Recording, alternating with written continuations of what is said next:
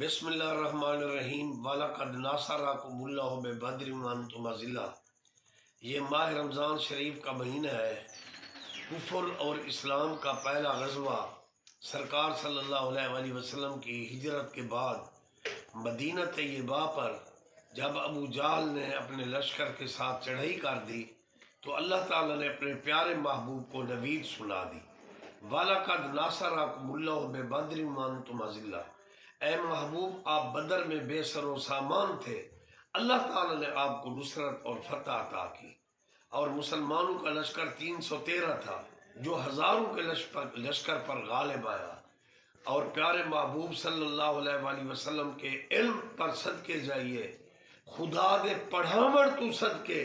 مصطفیٰ دے نساوڑ تو صدقے، علم مصطفیٰ پر قربان جائیے کہ آپ غزوہ بدر ایک دن پہلے آپ بیان فرما رہے تھے، کل یہاں ابو جہل کی لاش ہوگی، عتبہ کی یہاں لاش پڑی ہوگی، شیبہ کی لاش پڑی ہوگی، امیہ بن خلف کی لاش پڑی ہوگی، ولید کی لاش پڑی ہوگی۔ جہاں جہاں سرکار نے اپنے آسم مبارک سے نشان لگایا، صحابہ کرام فرماتے ہیں واللہ ایک انچ کا بھی فرق نہیں تھا، جہاں اللہ کے محبوب نے فرمایا وہاں مشرکین کے لاشیں پڑے ہوئے تھے، اور نبی پاک صلی اللہ علیہ وسلم ابو جہل کی لاش پر پہنچے، آپ نے فرمایا ماتا فرعون و حاضر الامہ، میری امت کا فرعون مر گیا، اور پھر آپ نے خطاب کیا ابو جہل کو، اخذا کا یا عدو اللہ، اے اللہ کے دشمن، آج اللہ نے تجھے ذلیل کر دیا،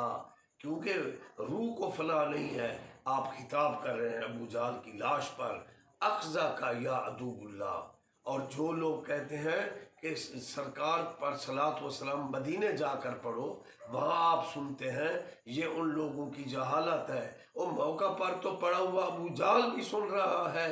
باذن اللہ، اور حضور فرما رہے ہیں اخذا کا یا عدو اللہ، لیکن امام الانبیاء پاک نبی سبحان اللہ، اللہ تعالیٰ نے جن کو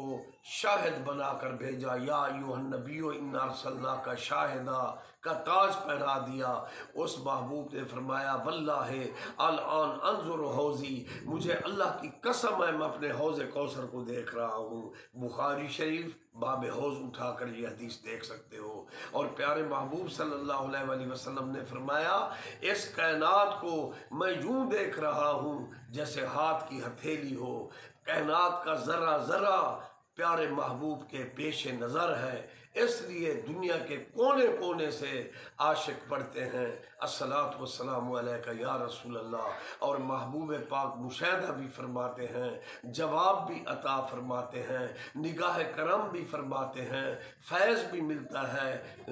آمدم میں برسر مطلب کہ میرا جو موضوع تھا وہ بدر تھا، کہ ہمارے لیے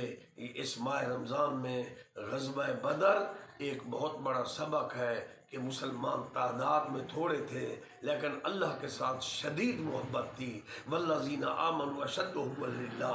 اور اللہ کے محبوب کے ساتھ شدید محبت تھی۔ قلیل لشکر کو اللہ تعالیٰ نے بہت بڑے لشکر پر فاتح قرار دیا، غلبہ عطا فرمایا، تو اسی لیے 27 رمضان شریف کو فتح مکہ کا دن ہے، یوم عظیم ہے، جب پیارے محبوب صلی اللہ علیہ وسلم بتوں کو توڑ رہے تھے، جب محبوب خدا یہ عید پڑھ رہے تھے جاء الحق وذاق الباطل ان الباطل کان زہوقا، 10,000 کے لشکر جرار سے محبوب پاک صلی اللہ علیہ وسلم مکہ پاک میں داخل ہوئے، لیکن عام معافی کا آپ نے اعلان کیا، محبوب کل سونا ختم رسول جلو لگدا گیا، رنگ لہدا گیا، اور مکہ فتح ہوا، تو یہی رمضان شریف کا مہینہ تھا، اور نزول قرآن لیلۃ القدر کی رات ہے۔ میں تمام سلیمانی پیر بھائیوں سے، اسلامی بھائیوں سے کہوں گا کہ اس ماہ رمضان سے فیوزات اور برکات حاصل کریں، قرآن پاک کی تلاوت کریں، ذکر اللہ کریں، درود و سلام پڑھیں، صدقات و خیرات میں مساکین کو شامل کریں، اور عالم اسلام کے مسلمانوں کے لیے اور اسلامی حکمرانوں کے لیے سبق ہے، متحد ہو جائیں کفر اور مشرکین کے خلاف، جو مسلمانوں پر مظالم ڈھا رہے ہیں. آج کشمیر کی حالت دیکھ رہے ہو،